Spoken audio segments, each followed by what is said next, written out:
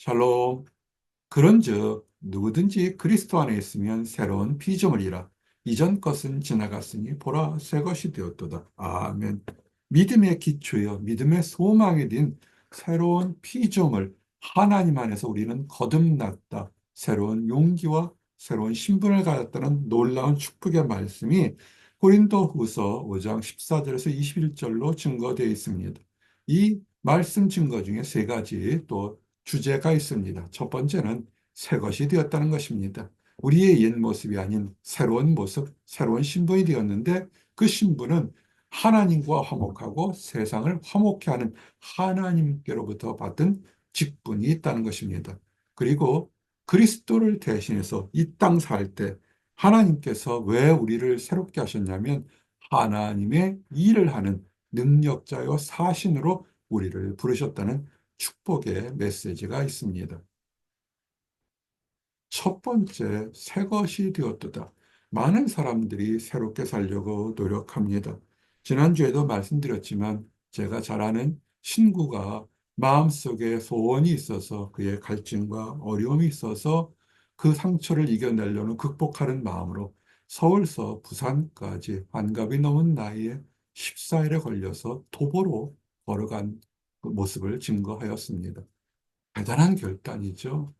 차로 타고 가도 먼데 14일간 하루에 30km, 40km씩 걸어가면서 길이 다 다양하지 않겠습니까? 평탄한 길도 있겠지만 힘든 길도 있을 텐데 그 길을 14일간 걸어가면서 참으로 많은 생각을 했을 겁니다. 우리는 이런 것들이 참 많죠. 중요한 결단을 위해서 음식을 끊거나 또는 못된 습관을 버리거나 참 많은 것들이 있습니다. 참 중요한 도전이고 그로 인해서 새롭게 변화되는 것을 보게 됩니다. 근데 성경은 그렇게 한시적인 변화가 아니라 궁극적으로 우리의 삶 전체가 변화되는 것을 얘기하고 있습니다. 하나님의 사랑으로, 하나님의 사랑으로 우리는 변화되을 수 있는데 그것이 뭐냐면 모든 사람이 죄를 지어서 죄를 지면 벌을 받고 죽을 수밖에 없죠. 그런데 그 모든 죽을 것을 대신해서 하나님께서 대신 죽으셨다는 것입니다. 이것이 놀라운 축복입니다. 누구도 자랑할 것이 없습니다. 하나님께서 우리를 사랑해서 대신 죽으셨다는 것입니다. 언제 죽으셨냐면 우리가 아직 죄인 되었을 때 집에 모태로부터 하나님을 알고 지나는 그런 축복된 가정도 있다 할지만 하나님을 알지 못하고 오히려 하나님의 일을 회방하거나 또는 하나님의 하는 사람들을 조롱할 때 그때에도 하나님께서는 오래 참으시고 범죄하고 타락했을 때도 오래 참으시고 돌아와 회개할 수 있도록 하나님께서 그리스도를 예수 그리스도를 이 땅에 보내심으로 그 허물의 죄를 대신 갚도록 죽도록 허락하셨다는 것입니다. 예수 그리스도를 죽음을 통해서 우리를 향한 하나님의 사랑을 보여주셨다는 것입니다. 우리가 죽을 수밖에 없는데 우리를 살리기 위해서는 가장 사랑하는 아들 예수 그리스도를 대신 죽게 하셨다는 것입니다. 그가 모든 사람을 대신하여 죽으심은 살아있는 자로 하여금 다시는 그들 자신을 위하여 살지 않고 우리가 예수 그리스도가 우리를 위해 대신 죽으신 것은 각자 자기의 목적을 위해서 아둥바둥 사는 것이 아니라 우리를 위해서 대신 죽으신 우리의 죄와 허물을 위해서 대신 죽으신 예수 그리스도를 바라보는 건데 그것은 선인이 그런 식으로 할 수 있습니다. 여러분의 허물을 위해서 내가 대신 죽으니 잘 사십시오. 그렇지만 그 사람도 죽어서 같이 죽어버리면 똑같은 사람이기 때문에 거기에는 선한 교훈은 있지만 능력은 없을 것입니다. 그런데 우리 주님은 그 우리의 죄를 대신 갚으셨고 죽으셨다는 것을 보여주기 위해서 다시 살아나셨습니다. 부활하셔서 그 약속이, 그 증거가 참된 것을 보여주신 것입니다. 그러므로 이제 예수 그리스도가 부활했다는 것은 우리가 용서받고 새 사람이 되었다는 것을 얘기하는 것입니다. 마귀는 속이죠. 이렇게 해야 새 사람이 되었을 것이라고 미래형으로 얘기하는데 중요한 증거는 예수 그리스도의 사랑으로 우리는 이미 새 사람을 입었다는 것입니다. 그러므로 이제 우리가 사는 것은 옛 모습처럼 싸우고 다투고 시기하고 범죄하고 타락한 삶이 아니라 그리스도처럼 그리스도와 같이 살아가는 것입니다. 우리가 그리스도를 알았던 것이 육신적인 방법으로 아직 하나님을 알지 못했대 알았지만 그러나 하나님께서 영으로 더욱더 하나님을 알게 하는 깊은 축복을 주신 것입니다. 만일 너희 속에 하나님의 영이 거하시면 예수님 당시의 제자들은 예수님이 말씀하시고 십자가에 달려 죽으시고 그리고 3일 만에 부활하신 것을 봄으로써 그 약속이 참되다 믿었습니다. 현대를 사는 우리들은 어떨까요? 우리는 부활하신 예수님을 보지는 못했습니다. 제자들과 성경을 통해서 예수님의 역사하심과 사역을 알고 있습니다. 그런데 예수님께서 아버지 우편, 하나님 아버지 우편에 올라가시면서 우리에게 주신 것은 성령님을 주셨습니다. 그러므로 성령님께서 우리가 하나님의 사랑과 예수 그리스도의 희생이 참되고 지금도 역사한다는 것을 보여주시는 것입니다. 이것은 영적인 것이고 매우 신비한 축복인 것입니다. 예수 그리스도의 영, 하나님의 영, 성령을 받으신 분들은 이것을 깨닫습니다. 참으로 쉽게 눈을 뜨면 햇빛이 보이는 것처럼 받게 됩니다. 근데 그렇지 않고 머리로 믿으려고 그러거나 습관적으로 믿는 사람은 이것을 깨닫지 못하게 됩니다. 아무리 교회 문턱을 오래 다녔다 할지라도 넘었다 할지라도 하나님의 영, 하나님의 교훈이 그 사람에게 함께 있지 못하면 이 비밀을 깨달을 수가 없습니다. 현대 교회의 문제가 여기 있죠. 그리스도의 영이 함께하지 못한 그냥 출석하는 교회에 출석하는 사람들이 많다는 것입니다. 그리고 세상에 악한 것에 조롱과 위협이 많다는 것입니다. 그러므로 전제는 우리가 새로운 피조물이 되기 위했다는 것을 알 것은 돌아보았을 때 우리가 하나님 안에 있느냐, 하나님 밖에 있느냐는 것입니다. 하나님의 사랑 안에 있는 것, 하나님의 사랑 안에 있다는 것은 그리스도가 우리를 위하여 죽으셨다는 것을 처절하게 믿고 기뻐하고 그 능력이 우리 안에 살아 있다는 것입니다. 그러면 새로운 피조물이 됩니다. 이것은 그저 감정적인 것이 아니라 그의 사람이, 그의 육체가, 그의 환경이, 세계관이 완전히 달라지게 된 것입니다. 사도 바울을 보십시오. 예수 그리스도를 믿는 사람들을 잡아다 죽일 정도로 악랄한 사람이 오히려 예수 그리스도의 복음을 전하는 사람으로 완전히 가치관까지 그의 인생과까지 변한 것처럼 우리가 예수님을 믿고 새로운 피조물이 됐으면 우리는 완전히 새로 태어난 사람입니다. 새로 태어났으면 새롭게 살아가는 축복을 누리시기 바랍니다. 무엇이 새로워졌을까요? 죄를 용서받았다는 것입니다. 우리가 무엇을 드리고 행하고 실천한 것이 아니라 그리스도 예수의 풍성한 은혜로서 전적인 은혜입니다. 이단과 사이비들이 속이는 것이 뭡니까? 너의 죄가 정말 큰데 정말 죄 용서 받을 수 있겠는가? 무엇을 바쳐라? 무엇을 행하라? 무엇의 숫자에 들어라? 라고 거짓을 합니다. 그것이 정말 이해하기 쉽습니다. 어떻게 공짜로 죄 용서를 받을 수 있겠습니까? 내가 무엇을 해야 되지 않겠습니까? 얼핏 보면 의로운 것 같지만 여기에는 함정이 있습니다. 모든 사람이 죄인이고 의인이 하나도 없는데 어떻게 자기 스스로 자기를 깨끗하게 하겠습니까? 능력 자체가 없습니다. 그래서 처절하게 사람은 자기 스스로는 죄 용서함을 받을 수 없다는 것입니다. 그런데 하나님의 은혜로 우리는 받았다는 것, 처절하게, 철저하게 하나님의 은혜로만 우리는 구원을, 죄 용서를 받았다는 것입니다. 왜 우리에게 이렇게 죄 용서함을 주셨을까요? 죄 용서함을 받았다는 것을 아는 그 순간에 세상의 가치관이 다른 하늘, 놀라운 하늘이 보이게 됩니다.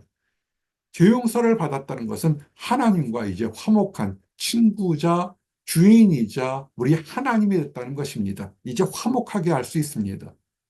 하나님께서는 우리를 들어서 세상을 화목하게 하는 도구로 사자로서 쓰려고 하는 것입니다. 우리에게 화목하게 하는 직분을 주셨으니 어떻게 할까요? 사람들에게 알려야죠. 누구에게? 가족에게, 가장 사랑하는 사람에게, 때로는 우리를 힘들게 하는 원수에게까지도 하나님의 사랑을 알려서 우리가 하나님 앞에 하나님과 화목한 것처럼 그들도 하나님 앞에 화목하게 되는 것입니다. 모든 사람은 직분자입니다. 다시 말씀드립니다.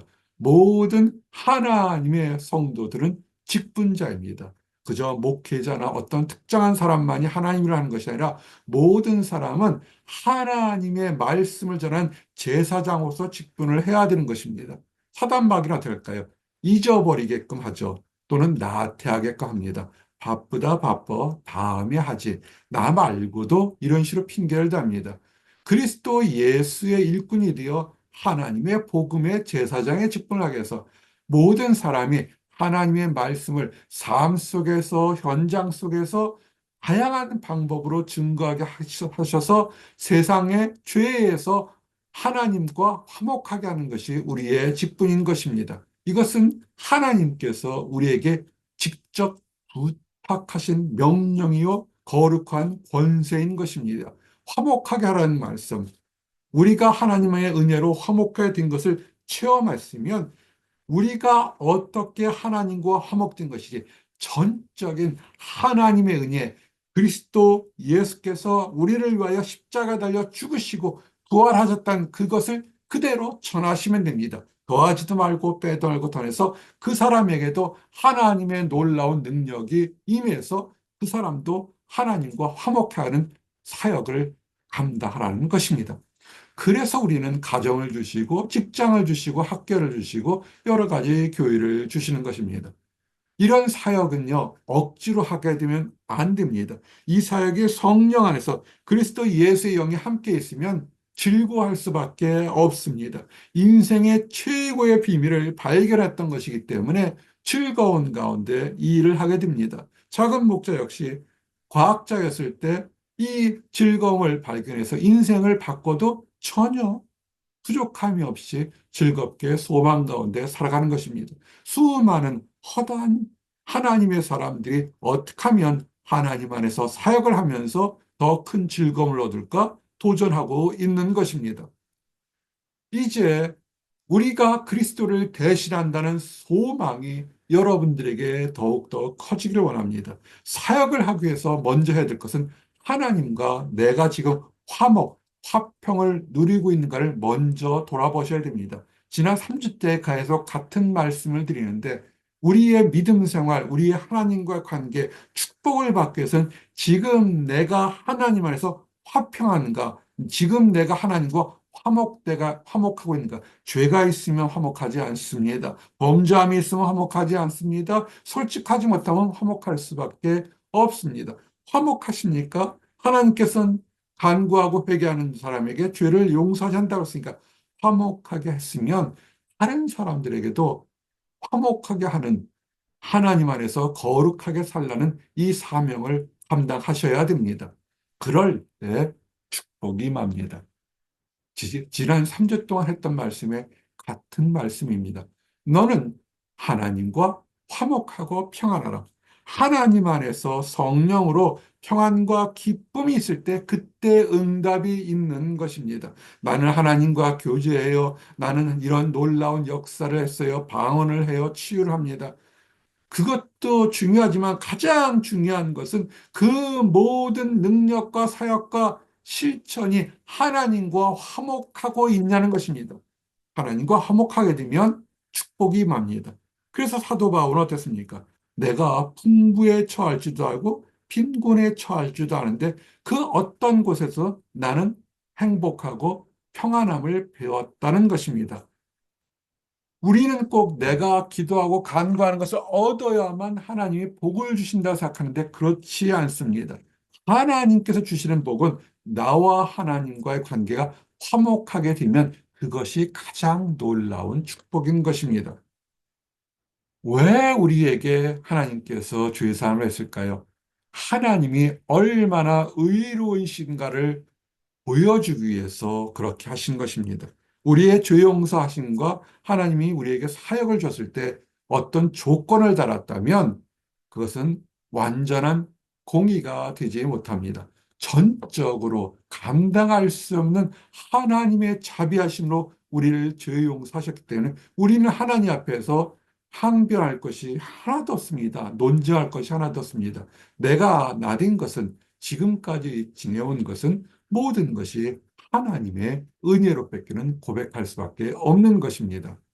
그리고 중요한 것은 하나님께서 죄 용서를 하신 것이 이 땅의 죄책감에서 벗어나서 기쁘게 사는 것이 아니라 그것은 시작이고 우리에게 영생을 영원히 살게 하는 것입니다. 하나님과 화목한 사람은 영생을 얻게 됩니다.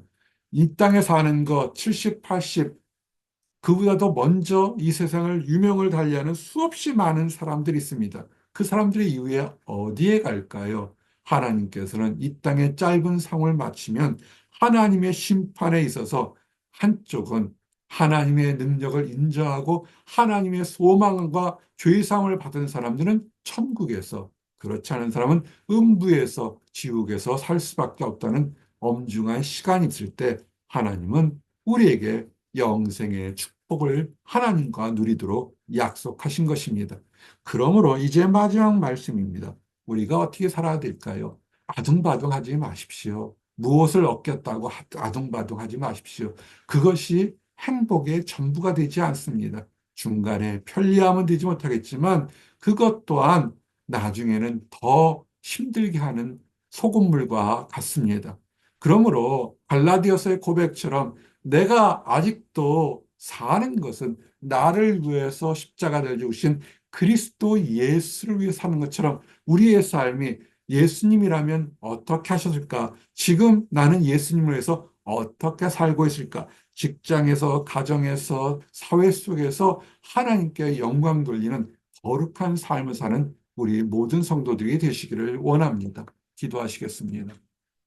하나님 감사합니다. 놀라운 축복을 주셔서 누구든지 그리스도 안에 있으면 새로운 피조물이 되고 이전에 추하고 더러운 모든 것이 벗어났다고 축복해 주심을 인하여 감사합니다. 우리는 연약했고 우리는 범자였고 우리는 부족하였습니다. 우리는 지혜가 부족하였고 우리는 허물이 많았습니다. 그러나 우리를 사랑하셔서 독생자 예수 그리스도를 이 땅에 보내주시고 죄가 없으심에서도 우리 모든 사람들의 죄를 대신 짊어지시고 십자가에 죽으셨음을 인하여 감사합니다.